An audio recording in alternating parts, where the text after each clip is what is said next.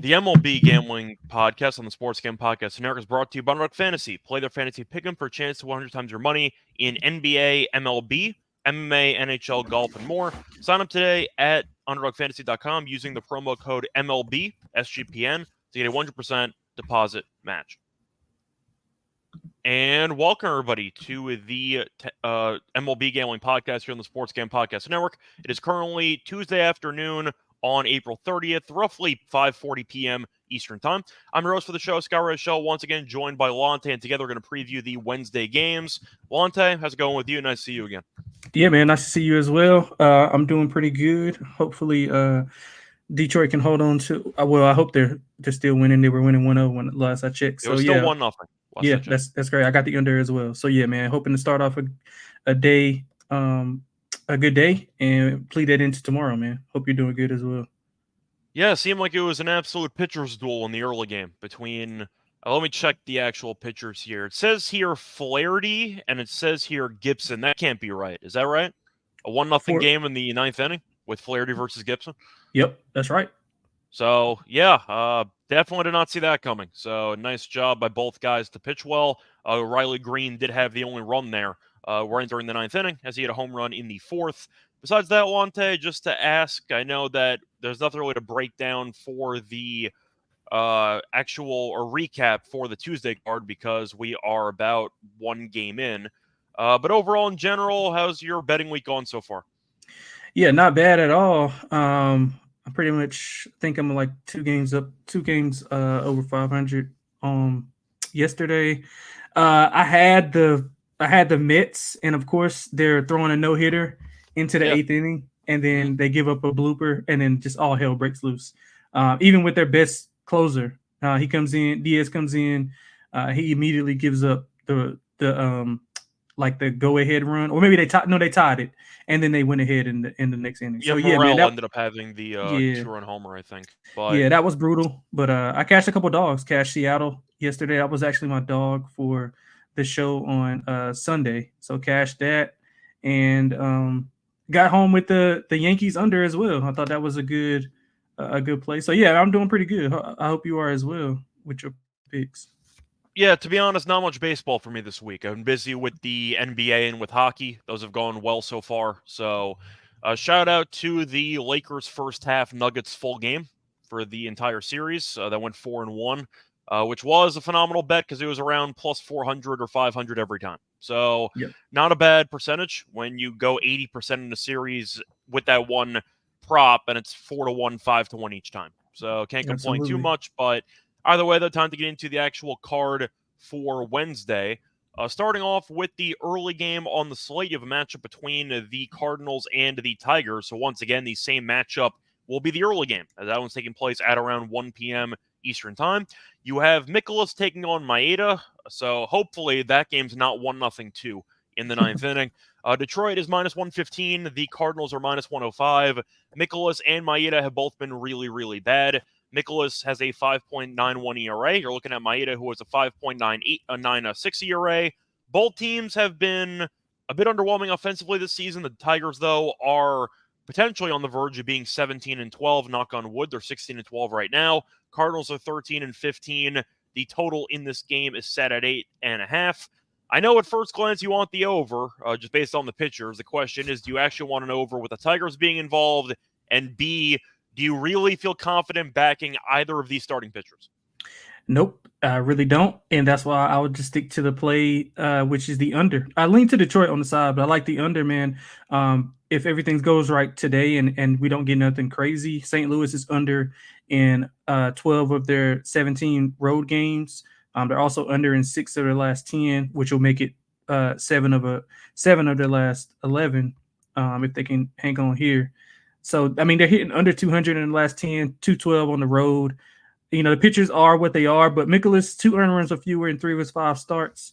Olsen, 2 earned runs or fewer in 3 of his 5 starts. I mean, offensively, I don't expect much from either side. So if the pitchers can just be, right around average, I think they'll be fine. Detroit is right around 500 to the under. I think that more has to do with, the opponents. I don't think it has anything to do with their actual offense doing the job. So, And if you look at Olsen, he's been okay. I mean, he hasn't had any run support. His ERA Let's is just see like 2. Olsen pitching. I see Yeah. Maeda pitching. I see. I handicapped Olsen. I'm sorry. I mean, it could be, but I'm looking at ESPN. It says that Maeda is pitching at 1 Okay, o'clock. yeah. Well, scratch everything I said if it is Maeda because I handicapped Olsen. So, but still, either way, I still like the under as well. Just off the sheer strength of both offenses struggling and St. Louis struggling on the road as well. But I guess just back up everything I said about Olsen. If Maeda is actually on the mound, just totally, it totally went one It ear might out have the been other. Olsen. They might have switched it, but Okay, ESPN right now says Maeda. ESPN's been wrong before, so we'll yeah, see who that's actually fine. does end Yeah, up that's fine. starting. But Yeah, that's my bad. so do you still like the under Yeah, I with still like Maeda the on the under. mound? I still like it. I still like it. I think I agree. It's a spot where both pitchers aren't very good, but I really don't like either offense. Yeah. And I think that when you're looking at a total of 8.5 with two teams that just cannot score, you're looking at what should be a very tough total to reach because one pitcher can struggle and you're fine because you probably will see one of these teams struggle to even reach 4 runs based on what we've seen for the entire season, where these guys don't really get many, I'd say, clutch hits. Let's put it that way. And I do think you might see a lot of guys on base. So maybe if you want to go for walks or maybe hits for some guys, I can understand that. The problem is both teams have really not been good at generating clutch hits with guys on base. And I do think that's going to result in what should be a lot of wasted opportunities for these teams to potentially generate big innings. So I agree with you. I will lean to the under. I guess I'm going to lean to Detroit. I'm really not interested in betting this game, though, especially with the pitching matchup. So I'm probably going to end up passing, but I would lean to the under and lean to the Tigers if I had to pick a side in the total. Yep. What about you? You have thoughts on the actual side? Yeah, not really. I mean, I would lean with Detroit being at home. I think they have the better offense. So if Maeda can just be average, like I said, I think that they'll be able to win a low scoring game. Maybe not as low scoring as it is today, but I can see a 2-1, 3-2 type of game. Yeah, I think it's going to be a little bit more high scoring than that, but either way, the point is we do both lean to the under. Moving on to the next matchup, you're going to look at a matchup between the Rays and the Brewers. So for this game, you have the the Brewers as a slight dog at home. The Rays are currently a -120 favorite with Eflin on the mound, while the Brewers are even money with Rhea on the mound. You're looking at Eflin, who is 1-3 with a 4.08 ERA. You have Rhea, who is 2-0 with a 3.25 ERA, but he was awful last time out. The Yankees kind of shelled him a bit. They did win the game anyway, but he went 6 innings, gave up 5 runs, did walk 3 guys, and he gave up 3 home runs. He's given up 5 home runs in his last 3 starts combined, so there is a bit of an issue when it comes to keeping the ball in the ballpark. The question is, Tampa's not been very good this season based on their own standards. They're 2 games under. Eflin, though, despite the inferior numbers, we would agree is the better starting pitcher between these two starters. Lonte, do you think Tampa should be favored in this game? I do not think Tampa should be favored, especially not on the road. And Eflin he gave up 4 against the White Sox. I think you mentioned that in his last start. So that's not a ringing endorsement of him being, the same pitcher as he is at home. I do think Milwaukee, they struggled and Reed struggled in his last start, like you mentioned, against the Yankees. But prior to that, 1 earned run or fewer in 3 of his 4 starts. They are hitting almost 270 at home. So I think they can get to Eflin here. The bullpen ERA of Tampa is about 5. They're allowing 6 runs per 9. They're hitting like 240 in their last 10 on almost 9 hits. But they're only averaging 3 runs per 9. So they're getting the hits. They're just not bringing people in. Like I said, I think both of us mentioned them leaving guys stranded like back-to-back games in that White Sox series, which ultimately cost them that game in series. So I like Milwaukee here at home. I think it's a wrong team favorite type of thing. I would lean to the over as well. I think it's a bit tricky because Milwaukee was a team that I think personally overachieved recently, with them being 17-11. And they've lost 3 straight, gave up 15 runs in back-to-back games against the Yankees, and then lost 1-0 in the opener of the series, which is kind of a heartbreaker. But I'm not a big fan of how Milwaukee's been playing recently. Offensively, they haven't exactly been amazing, which makes sense because I think they were overachieving for the first couple of weeks, if not a month or two. But I think for the sake of this matchup, I'm going to lean to Tampa. I don't think it's going to be an easy game by any means, but I do think that Rhea pitches to contact a bit more than I'd like, and the recent home run concerns definitely are a problem in my eyes. So I think if I had to actually pick a side, I'm going to lean to Tampa in this one. Don't really have a strong opinion on it because I think Eflin's been fine for the most part. He just had about 2 bad outings, and that's kind of ballooned his ERA over 4, but he's been fine in most of the starts he's actually had. So I think for that reason, I am going to lean to the Rays.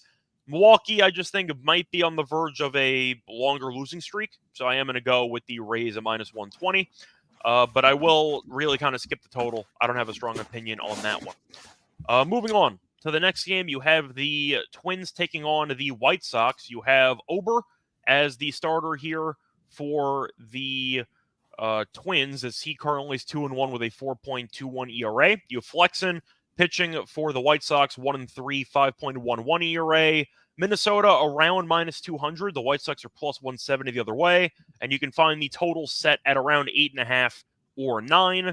So Ober's the better starting pitcher based on numbers. We know the Twins are the better team. They have been on fire recently. The White Sox did sweep over the weekend as they ended up winning all 3 against Tampa, but they did lose the opener to Minnesota 3-2. Minnesota has won 8 straight. Hottest team in the league. I feel like not enough people are talking about it. True. I like Minnesota on the run line. I just think backing a team that's won 8 straight against Flexen, who is objectively not a good pitcher, I think is a pretty cheap price. Ober's been fine. I'll lean to the Twins here minus 1.5. Yeah, I'm with you on that. I also like the Twins team total to go over. They're averaging 5.6 runs in the meetings this year that they faced the White Sox. They've won. To back up our run line, they've won 3. They've won 3 of the 5 games by 3+ runs. They scored 5+ in 7 of their last 10. Also, a good fade of Flexen, who pitched lights out in his last start. I think he'll come back down to earth. So I like the Twins team total over. Also love them on the run line as well. Yeah, it's just really tough to fade a team that's won 8 straight against one of the worst teams assembled in the entire league. So I think the run line price is pretty cheap, especially for a road team. You're guaranteed 9 at bats, so I am kind of interested in that option. Give me the Twins minus the 1.5 to extend their winning streak. Moving on to the next game on the slate, you have a matchup between the Royals and the Blue Jays. Should be an interesting pitching matchup because you have Lugo against Bassett. And you're looking at the actual prices, and you could argue that the lines might seem a bit off for this matchup. So to go through the actual lines here, the Blue Jays are around minus 130, and you have the Royals around plus 110. The reason why the lines might seem off is because Bassett's been awful this year, and Lugo's actually been very good. Lugo's 4-1 with a 1.66 ERA, while Bassett is 2-4 with a 5.64 ERA. Toronto has been underwhelming recently. They have been better. They have won the last 2 games, so props them there. But you're looking at their overall record. They're 15-15. They have lost 5 of their last 7, despite winning the last 2 games. Kansas City, though, has been one of the pleasant surprises in the AL so far. But with Lugo's numbers and Bassett's numbers, do you think the wrong team's favored?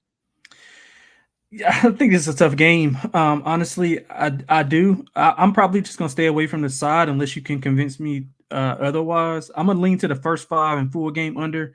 8 of the last 10 meetings have went under. It had been 7 straight before Monday's game. And you mentioned Lugo's numbers. I don't have to reiterate those, but the under has hit in his last 3 starts. Kansas City, also their bats kind of struggle on the road. They're just under 225 in their last 10. And Bassett, I think he's going to bounce back after, giving up 7 to the Dodgers, which, it's bad, but again, it is the Dodgers. He didn't get out of the second inning, so I think he's going to bounce back pretty fine against Kansas City. Outside of that, being banged up by the Dodgers, he's been fine. And Toronto, they also haven't been hitting the ball well in their last 10, under 220 in their last 10 as well. So I think we see a pitcher's duel in this game. I like the first 5 under as a stronger play.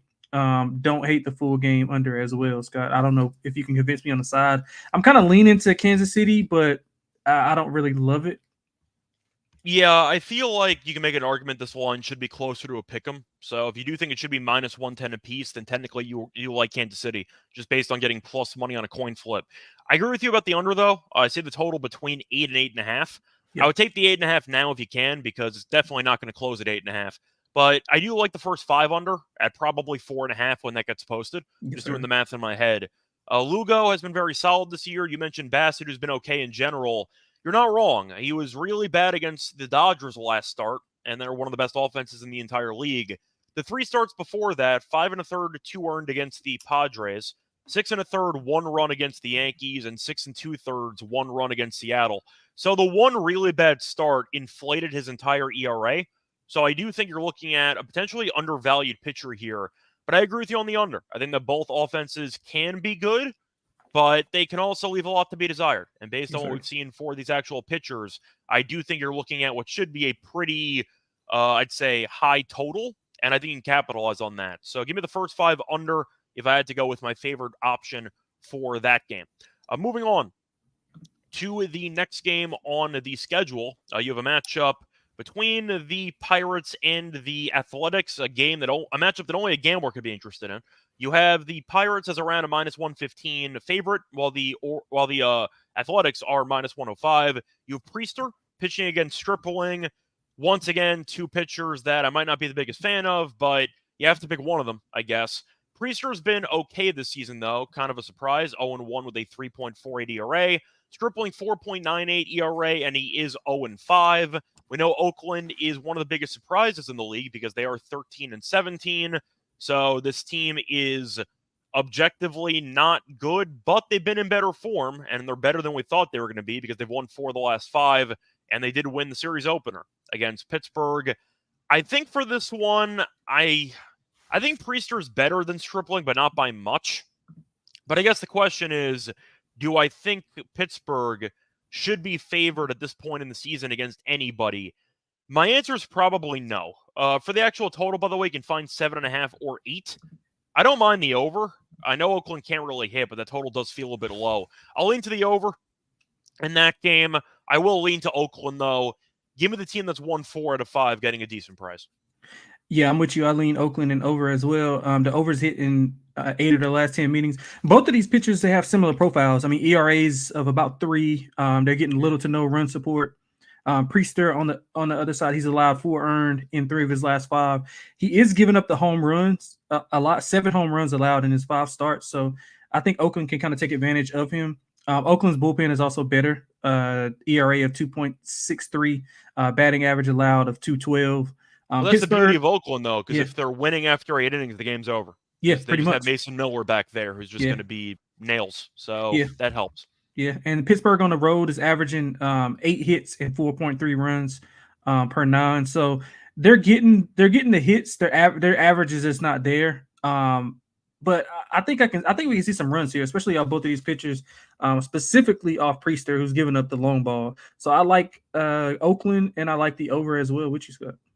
Yeah, I just think Pittsburgh should not be favored in basically any games.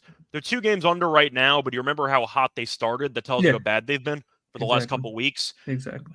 I've talked about it before. If your best hitter is arguably O'Neal Cruz, or your most intimidating hitter in the lineup's O'Neal Cruz, you got serious problems. Or McCutchen. Yeah. I mean, Reynolds is still there. Sawinski always bats in the low 200s, and he has some home runs, so people are like somewhat scared of him occasionally, but I don't think he's that great. Like, they don't have many guys that I'd say truly scare you in that lineup. Oakland might not either, but at least Oakland can actually hit some home runs, and Pittsburgh has been kind of lacking some power recently. So we agree on that one. Moving on to the next game, you have the Braves taking on the Mariners. For this one, you have Sale pitching against Hancock, and Sale's a decent favorite, about -165. You have the Mariners around +140 in this game. For the over-under, you can find it at 7.5. With some juice to the under, but you can shop around and potentially find a better actual price. But 7.5 is the line market-wide, and Sale has been the better pitcher here. Atlanta's been the better team, but Seattle's been in great form. The opposite of Pittsburgh, they're only 3 games over, but they were so bad to start the year that it kind of masks how good they've been over the last couple weeks. Seattle's won 4 of their last 5. To go back even further, they've been really, really good for the last 2-3 weeks. So the question is, Hancock's been really bad, but Seattle's been very good recently. Do you want to back the hot team to find a way, or is Hancock so bad you just want to lean to Atlanta? I'm going to stay away from the side. I'm going to play the under. 8 of the last 10 have went under for Atlanta. They've played 3 straight home series, so they're back on the road. I like Sale against Seattle's offense. They struggle against lefties. Let me see what are they against lefties. Give me 1 second. I gotta scroll down. 201. They're hitting 201 against lefties. They're hitting 220 in their last 10. So offensively, I guess I am kind of talking myself into Atlanta. But I think Atlanta can. I think Atlanta can get here, but I think we'll see a low scoring game. I mean, 3 of 5 Sales starts have went under. He's had 2 earned runs or less in 3 of those 5 starts. So I think if he has a solid K prop, he's at 7+ in 3 of his 5. And with the struggles of Seattle to hit lefties, I think they'll be swinging a lot, and they have a high strikeout rate as well, just as overall as a team.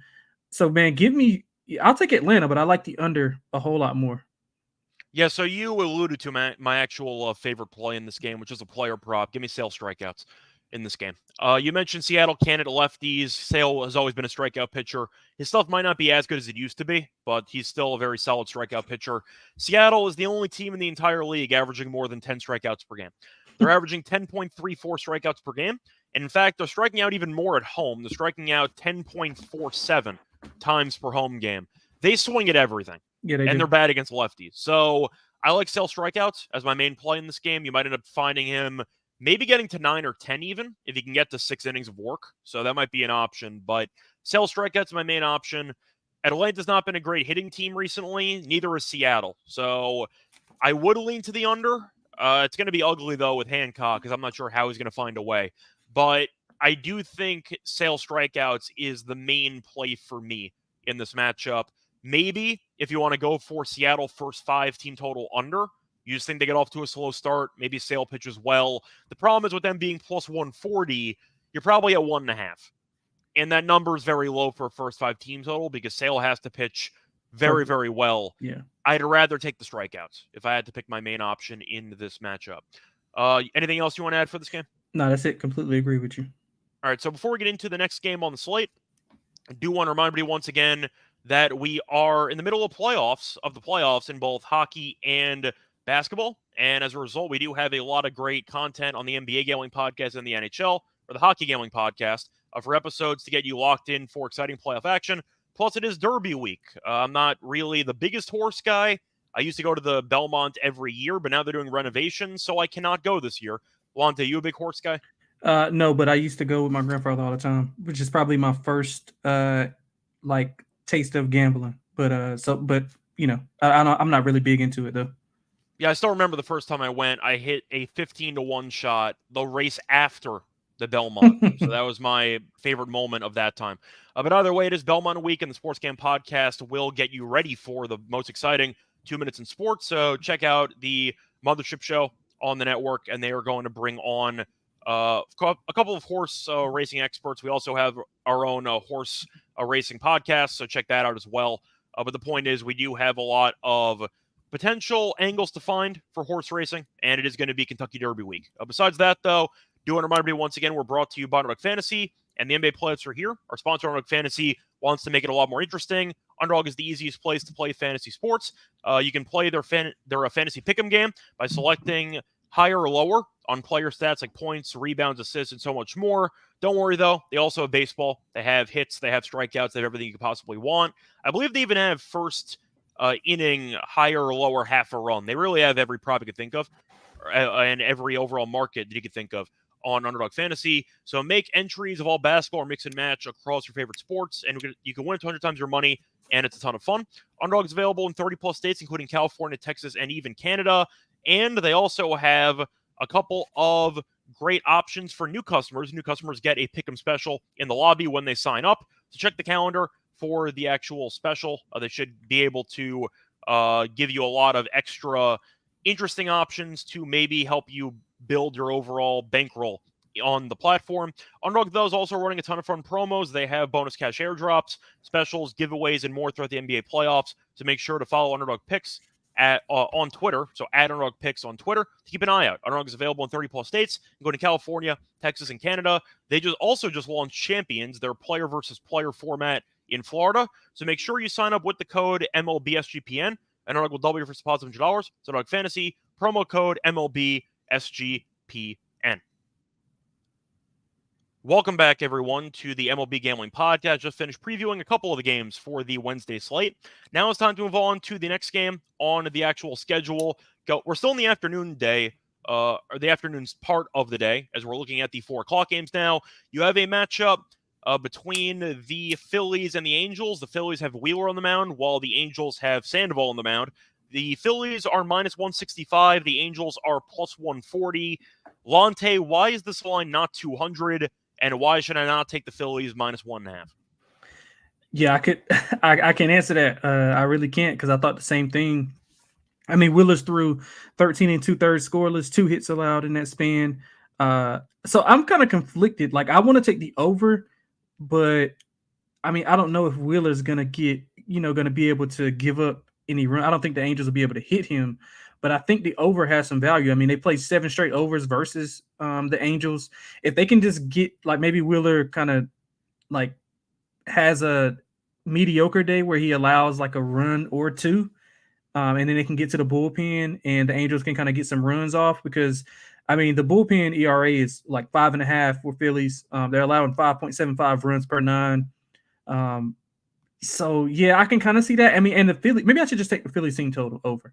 They're hitting 270 versus lefties, 4.8. I think I don't want to take the team total, though, because I just want Wheeler. Like, why would I purposefully avoid using Wheeler to my advantage if I take the team total instead? Yeah, and then I mean, the Angels have scored 5+ in 3 straight. Yeah, I'm gonna go with the Phillies on the run line, and I'm also gonna take some Wheeler props as well. I'll just stay away from the team total, although I think that they can get to Sandoval. Sandoval is still going, right?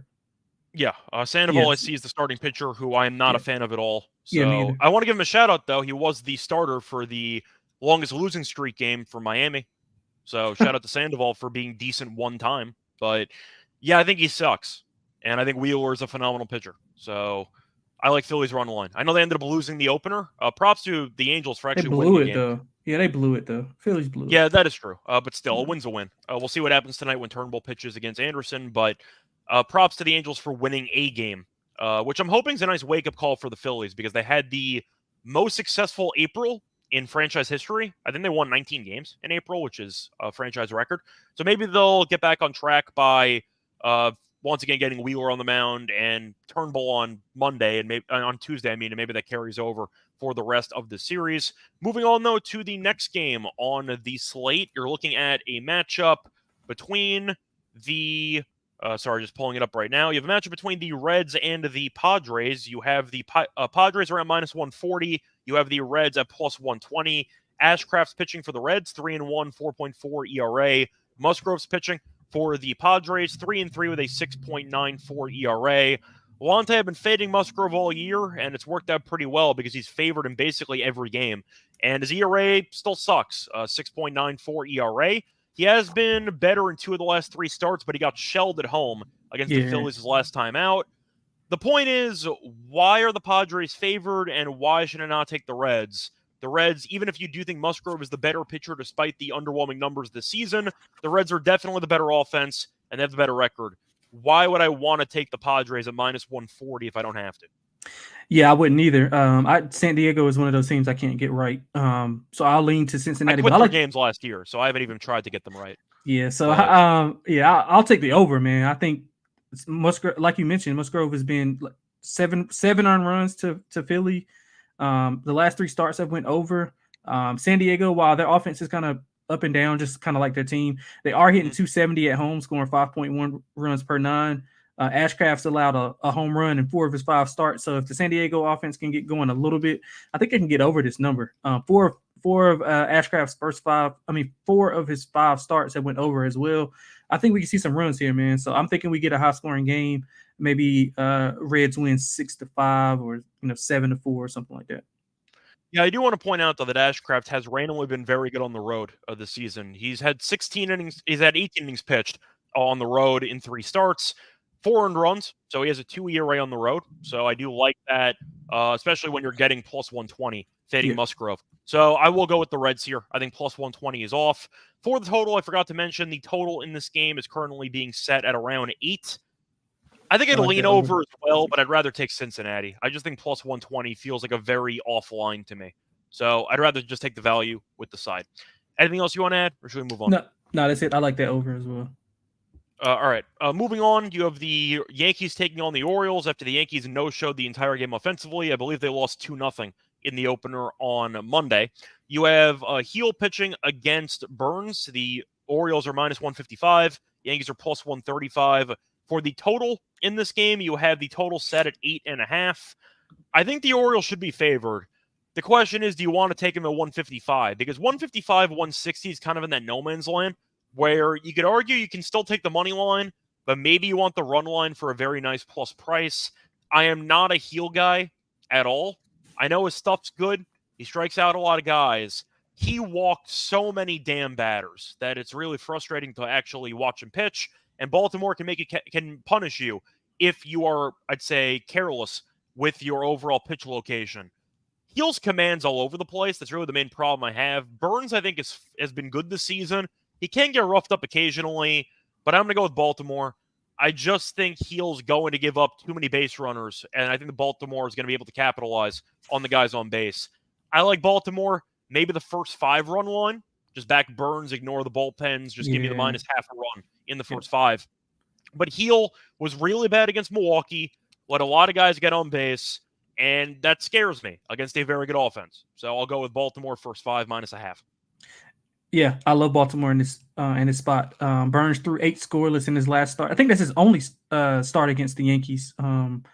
He threw 8 scoreless. He's been phenomenal so far this year. 2 earned runs or less in 4 of his 5 starts. He has allowed a home run in his last 4 starts, so that's something to monitor. Maybe Soto, Judge, maybe can get one off on him. That does kind of scare me, but he's not allowing a lot of hits at all. I think Burns is locked in. I think we see a low-scoring game. You mentioned, Gil. He's been fine. I think he's been good, but he does like those walk issues.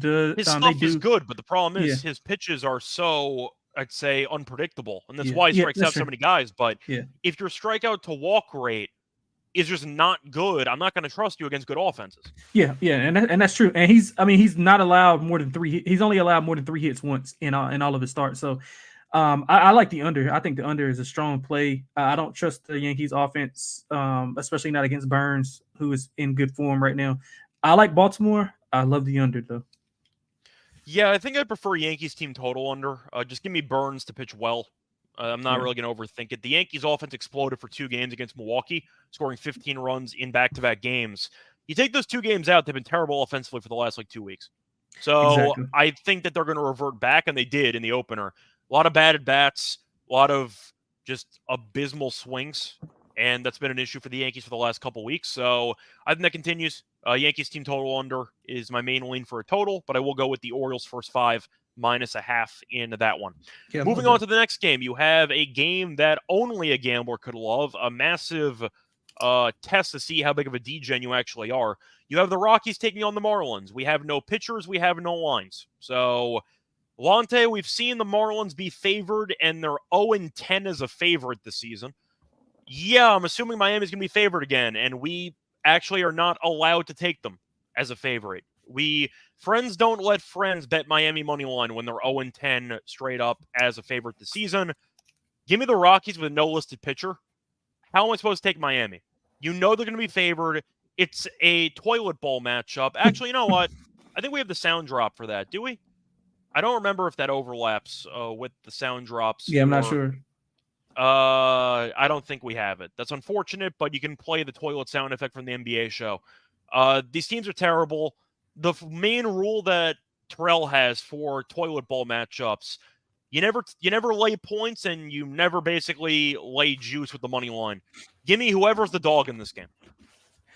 I couldn't have said it better myself. Let's not even waste any more time and move on. Cool. Moving on to the next game, you have a matchup between where do I want to go next? Matchup between the Cubs and the Mets. The Cubs are minus 120. Mets are even money. You have the Cubs at a pretty good spot for them because they have Imanaga on the mound, and he's been insane. Easily the favorite to win the National League Rookie of the Year as far as I'm concerned. 4-0 with a .98 ERA. Absolutely wild. And Buto's been good this season, 2.86 ERA, but he somehow has no wins. And he struggled the last time out because St. Louis kind of got to him. 5 2/3, 4 earned runs, 3 walks allowed, and 2 home runs allowed. Give me the Cubs in this one. Imanaga's been so good. The Mets wasted a phenomenal start by Severino, who went 8 innings, and they lost the game anyway. Classic Mets loss that you would see for years at this point. Give me the Cubs, though. First place, they're picked to win the division. I like the offense. Council's done a good job with the bullpen so far. Imanaga, though, is sick. Give me the Cubs on the money line at -120. Yeah, I lean that way as well. I like the under too. Yeah, I love the under. That's what I was just about to say. I love the under. The under's hitting 7 of the last 10 for Chicago. The Mets are just typical Mets, but they do hit lefties well though. 256 and 4.7 runs per 9. The bullpen's been elite. I mean, despite what happened last night, 2.87 ERA, under 200 batting average allowed. Jose, 2 earned runs at less than 4 or 5.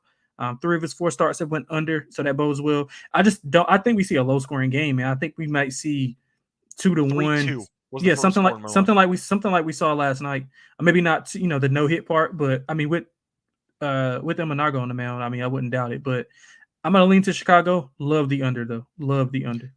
Yeah, the under's at 7.5, so I can't really be too mad about it. Either way, though, give me the Cubs. I just think that this line should be a bit higher. Moving on to the next game, you have a matchup between the Giants and the Red Sox. To be honest, not going to spend much time on it because we have no lines. The Giants, I don't believe, have a listed pitcher, while Crawford is pitching for the Red Sox. Yeah, that's all I need to hear. Crawford's been that good this season. 1-1 with a 1.35 ERA. Giants have not announced a pitcher. Any chance you fade Crawford at home? The Red Sox have not been great at Fenway this season. They are only 5-8, but the Giants are also 5-8 on the road. So, yeah, I'm going to go with the Red Sox with no listed pitcher for the Giants. You? Yeah, I can't figure out the Giants either. They're another one of those teams, but I do like the pitching. Depending on who they throw. I mean, they're going to throw anybody that's going to make a difference, to be honest. So yeah, I would lean to Boston, but like I said, I can't figure out the Giants for whatever reason. Maybe that whole division outside of the Dodgers, maybe just like giving me real trouble. But yeah, so I'll lean to Boston. I mean, just off the pitching alone. Well, the problem we're into for the Giants is A, they can't hit, and B, besides Webb, do you like anybody in their rotation? Yeah, no, I don't. So that's a problem. That's why in a division with the Dodgers, I know that the Diamondbacks have taken a step back and the Padres aren't as good, but still, it's filled with a bunch of teams with more talent than what they have, which is why the Giants are kind of stuck in purgatory. Yeah, I feel like they win the games that they're not supposed to win, and then they lose the games they're not supposed to lose. And maybe that's just how I bet them. And then they just who would have really helped this team out? Who's that? Snell? Arson Judge.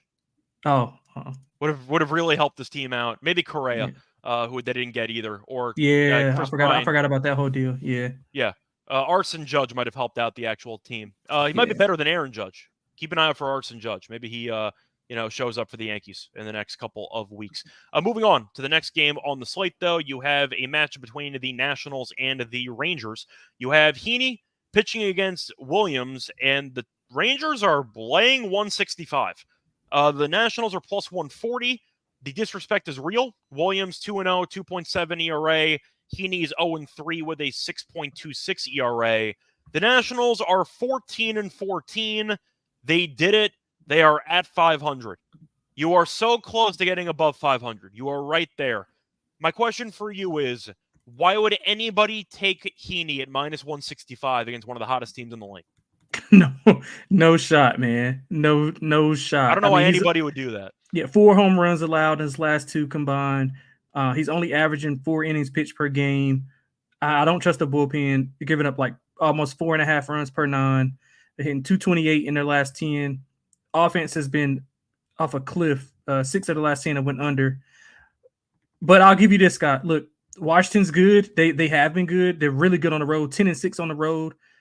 They've won 6 of 10. Swept the Marlins, which is fine. You're supposed to do that. But a plus 17 margin that's showing some real. They killed that too. Yeah, that's showing some real separation.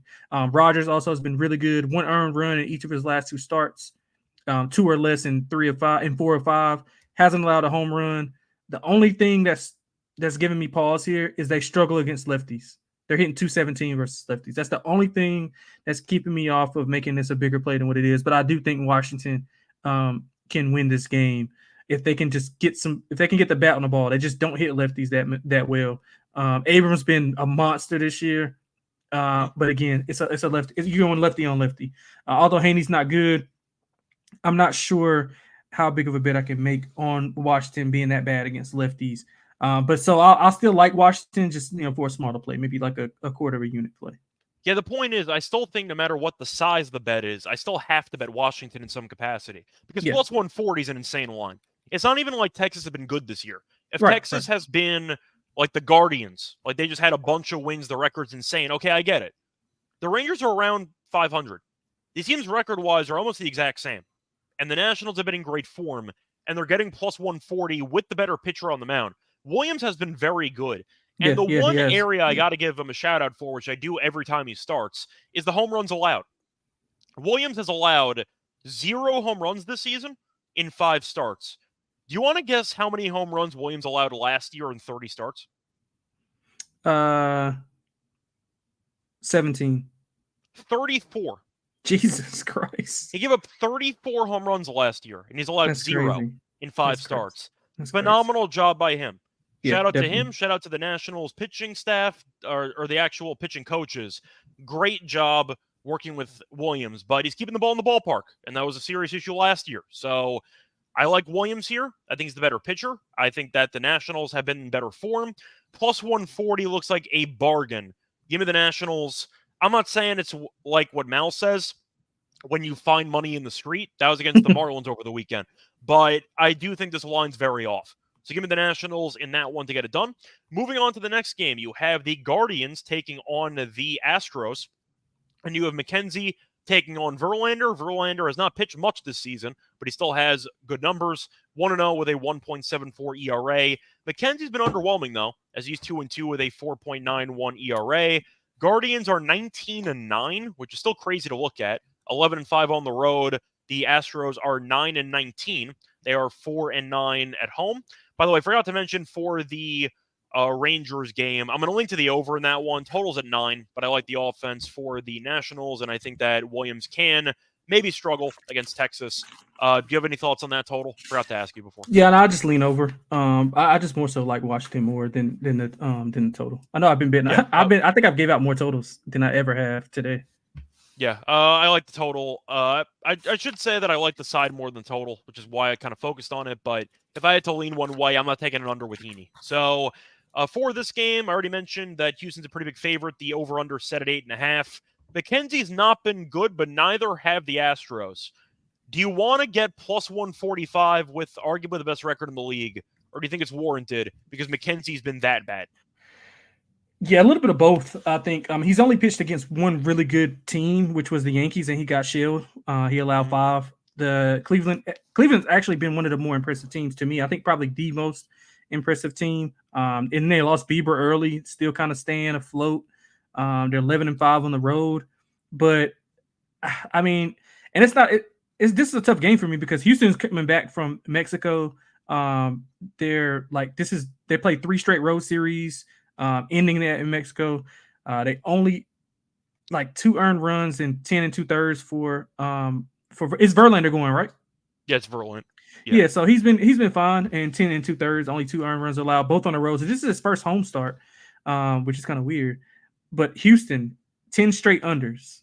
I'm gonna go with the under here. We know Cleveland's offense has been, hit or miss at times. I think Verlander can shut him down. I don't trust Houston laying that big of a number.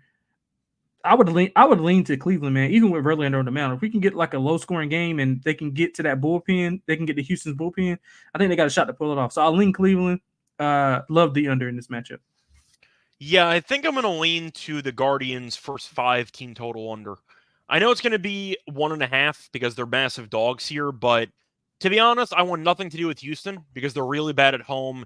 They beat the Rockies twice in Mexico. Congratulations. The Rockies are a terrible baseball team. I just want to back Verlander. The bullpen sucks. The team's been underwhelming. Toss them all out. Just give me Verlander to pitch well. Yep. I feel like that's how I'm going to go about it. So give me Verlander to pitch a gem in the first 5. give me the Guardians' first 5 team total under probably 1.5, Yep. which means I'll lead to the under in the game as well. Moving on to the last game on the schedule, we have a game with no lines. We have the Dodgers taking on the Diamondbacks. And for this matchup, you have Yamamoto pitching against undecided, which is why we have no pitcher, which is why we have no lines right now for this matchup. Yamamoto's been okay. I think we all thought he'd be better, but he did get shelled in his first outing it was in Korea, right, against San Diego. San Diego, it was awful. Yep. So his numbers, even though 3.54 ERA is actually not that bad based on how bad he was in that first start, but he's 2-1 with a 3.54 ERA. Arizona's not been good. The Dodgers have been good. They're 19-12. They've kind of caught fire over the last week or two. Dodgers run line, without knowing the prices, I think Yamamoto is definitely good enough to back. Yep, absolutely. I agree. He's coming off 8 scoreless innings. The Dodgers offense obviously is been, well, surprisingly, it's been better on the road than at home. They're 10-4 on the road. They're hitting almost 280 on the road, 10.3 hits and 5 runs per 9. So give me anything Dodgers related. Take the team total over. I also will lay the 1.5. I might even lay 2 runs, to be honest with you. You're getting all 9 at bats. I think the Dodgers will roll here. Arizona hasn't had much success against the Dodgers anyway. Yeah, definitely true. But I don't think I really don't think Arizona's that good. Just watching them play, I just don't think they're that good of a baseball team. Maybe they can figure it out again. It's a long season. We know Arizona went on a run at the end of the year to make the playoffs, and they ended up making the World Series. But I don't sense the aura. I just don't feel it. Maybe once again, it's early in the season, they'll figure it out. But am I missing something? Doesn't it feel like something from this Arizona team is just missing? There's just not a certain energy that needs to be there. Yeah, no, I agree. I couldn't agree more. I said that in the previous when we were previewing the division. I thought it would be a hangover for them. A lot of their younger guys are not playing well. I mean, the only arm they really have to rely on is Gallen, and even he's been human. The past Montgomery's been okay. Yeah, Montgomery's showed been up fine. late, but he's been okay. Yeah, he's been fine. I think he's getting into this is basically his spring training, his first few starts. So yeah, but outside of that, I'm thinking of the other pitchers though. Fodd's been bad. Yep. Henry's been bad. Nelson's been bad. Like, yeah, they really don't have many. They don't have great depth in that rotation. Yep. But anything else you want to add, or should we move on? Nah, that's good. We can get to the lock and dog. Cool. All right. So lock and dog time. Lonte, I'm going to let you go first. What is your lock for the show? Yeah, so for the lock, man, I'm going with the Atlanta-Seattle game under. I think Chris Sale will be able to shut down that Seattle offense. And while Atlanta's offense is, prone to go for, 5 or 6 runs at a time, I think they can get like 3 or 4 and be fine with that. So I'm going with the under. Is it 7.5, 8? The under in that game is currently at, I think it's at 8. Let me just check. Yeah, no, it's 7.5. Yeah, I see so 7.5 at -104 on the under. Yeah, that's perfect. I'll take it. So I'll take a 4-1 Atlanta win. Seattle doesn't hit lefties well. We mentioned their strikeout rate at home. Well, you mentioned the strikeout rate at home. I love the under 7.5 in this game. For the dog, I wanted to go Washington, man, to be honest with you, but I'm gonna go with Minnesota on the run line. Minus the 1.5. We're getting all 9 at bats. They're averaging like 6 runs in these meetings this year against the White Sox. The White Sox are pitiful. I don't have to go into why. Flexen's coming off a really good game. I think he comes back down to earth here. They've won by multiple runs multiple times, so I like the familiarity with them. Give me Minnesota on the run line minus 1.5. All right. So for my actual, by the way, worth mentioning, I thought about Baltimore first 5 as my lock. Yeah. I said that Heel walks a lot of guys. Baltimore does average the 3rd fewest walks per game. So keep an eye out for that. Should be an interesting matchup. For the lock on the show, what do I want to go with? I know what my dog's going to be. I gave out the Phillies run line for the Tuesday card. Do I want to just double it and just go with the Phillies again on the run line? Yeah, I wanted to do that as well, and I was gonna take the full game under for Yankees O's, but I didn't. Yeah, I thought about taking either the Phillies run line, thought about maybe the first 5 under in that Royals and Blue Jays game. That one I thought was interesting. Cubs money line with Imanaga is interesting. Yeah, I think I'm just going to go back to what do I want to go with here? Yeah, you know what? I think I'm going to go with the it's really a tough call here. You know what? Yeah, I'm just going to do it. No, I'm just going to go with the Phillies run line in this one against the Angels again. The Angels won the series opener. The offense has been okay. Wheeler, though, has been so good just based on his ERA. His numbers are great. The Angels are a great offense. They've been better recently, but I can get even money on the Phillies minus 1.5. I think that's a great deal. That's kind of what caused me as a tiebreaker to choose it as my lock. The even money is just too appealing for an actual price. So for the second straight day, give me the Phillies minus 1.5 against the Angels as my lock. For my dog in this one, I am going to go with the Reds. I'm going to go with Ashcraft against the Padres at around plus 120. Just want to shop around quickly to see what the best price I can find is. I see plus 120. So Musgrove I've faded. I've done very well. I believe I'm 2-0 fading Musgrove this season. Ashcraft, though, good on the road. 2 ERA flat. He's been solid in general. The Reds are a better team based on record, based on consistency. The Padres are objectively not a good baseball team. They're average with, I'd say, pretty good players. But as a whole, I'll put it this way. The individual players are better than the sum of the parts. I'll put it that way. And Tatis is fine. Machado, we know, is good. But, yeah, you just keep looking at the guys, and the record's not good. And it's the same story every year. So give me the Reds money line at plus 120 as my dog. So that's going to wrap it up for this episode. Lonte, anything you want to add before we officially leave? Nah, man. Best of luck to everybody. Make sure you shop around, get the best number. Hit like, subscribe on the way out. That's it, man. Okay. Good luck to everybody. Okay, so just a reminder, your lock was the under 7.5 in the Braves game at minus 104. Yep. Your dog was on, what was your dog on again? Minnesota run line.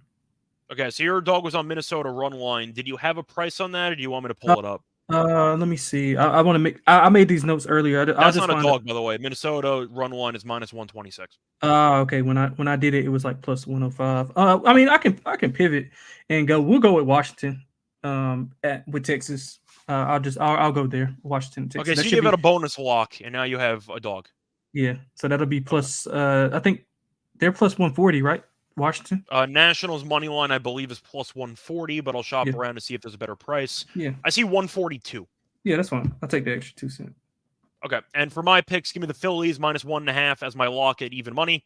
And for my dog, I am going to go with the Reds money line at plus 120. Either way, though, I will not be back next episode. I think Lonte might be. I'm not actually sure what the schedule is. Yeah, I'm not sure either. It's written down somewhere. Let me quickly pull that up. I don't know if it really matters. The point is the show will be back again tomorrow at around 5. But let me just quickly see if I have the schedule in front of me to tell you exactly who's going to be on the show. So for tomorrow, it's going to be Mal and Dylan, actually. So we're both off. So keep an eye out for Mal and Dylan tomorrow afternoon. But until next time, good luck to all of you and all of your bets. Bye, everyone.